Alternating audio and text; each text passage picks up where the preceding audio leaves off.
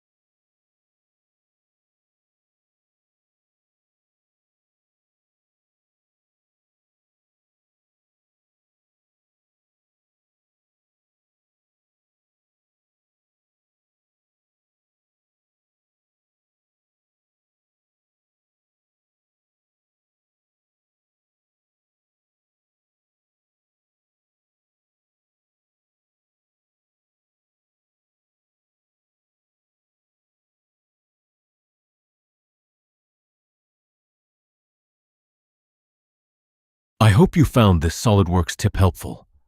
If you learned something new, don't forget to like the video, subscribe to the channel, and turn on notifications so you never miss upcoming CAD tutorials. Thanks for watching, and I'll see you in the next one.